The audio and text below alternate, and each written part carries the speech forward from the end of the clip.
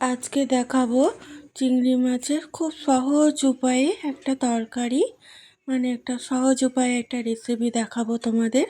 দেখো, চিংড়ি মাছটা আমি এইভাবে হলুদ লবণ দিয়ে ভেজে নিচ্ছি।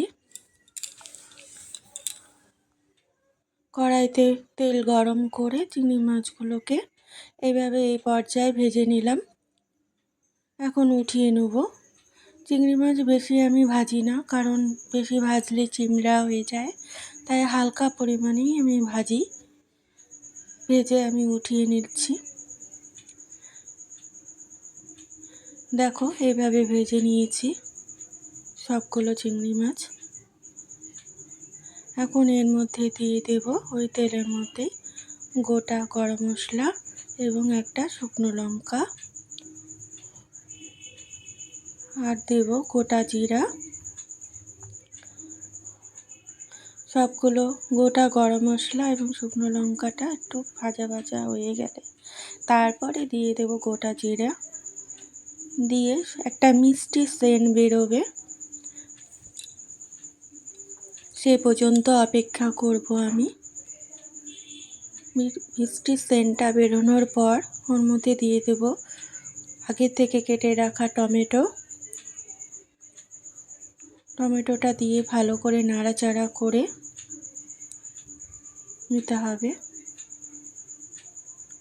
দেখছো, ভালো করে টমেটোটা দিয়ে নাড়াচাড়া করে আদা, জিরা, কাশ্মীরি লঙ্কার গুঁড়ো এবং ধনিয়ার গুঁড়ো বেটে রেখেছিলাম ওগুলো, আর কাশ্মীরি লঙ্কার গুঁড়োটা ভিজিয়ে রেখেছিলাম, দিয়ে দেব স্বাদ মতো লবণ, আর দিয়ে দেব কাঁচা লঙ্কা ঝালের জন্য 5টা, আর কালারের জন্য দিয়েছি ওই কাশ্মীরি লঙ্কা, আর দেব হলুদ,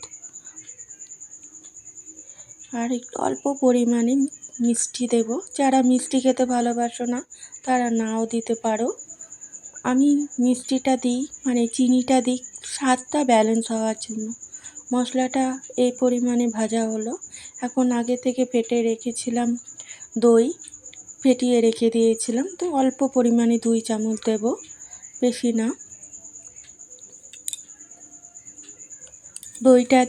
টক দইটা দিয়ে আমি ভালো করে নাড়াচাড়া করে নিব মশলাটা।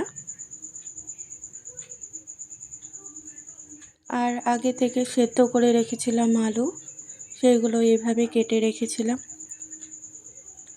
আলুটাও দিয়ে দিলাম, দিয়ে ভালো করে মশলাটা কষিয়ে নিয়ে তারপরে দিয়ে দেব চিংড়ি মাছগুলো। ওগুলো দিয়ে আবারও একটু নাড়াচাড়া করে নেব সবগুলো উপকরণ দিয়ে।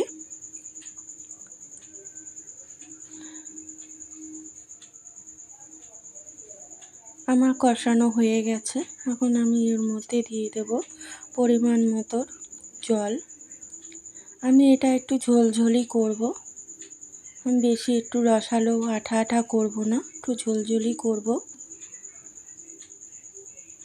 এখন এগুলো ভালো করে ফুটবে, ঝোলটা ভালো মতো ফুটন অবধি অপেক্ষা করব। দেখতে পাচ্ছ ফুটে গেছে। এর মধ্যে দিয়ে দেব গরম মশলার গুঁড়ো নামানোর আগ দিয়ে, আর দিয়ে দেব ঘি। তোমাদের যদি ভালো লেগে থাকে, আবারও বলছি, আমাকে লাইক, কমেন্ট, শেয়ার অবশ্যই করো, কিন্তু তার সঙ্গে সাবস্ক্রাইব করো। আমার ছোট্ট সংসার থেকে আমি বলছি, তোমরা আমাকে সাপোর্ট করো। যদি তোমাদের ভালো লেগে থাকে তোমরা বাড়িতে ট্রাই করো। নমস্কার। দেখতে পাচ্ছ কেমন হয়েছে?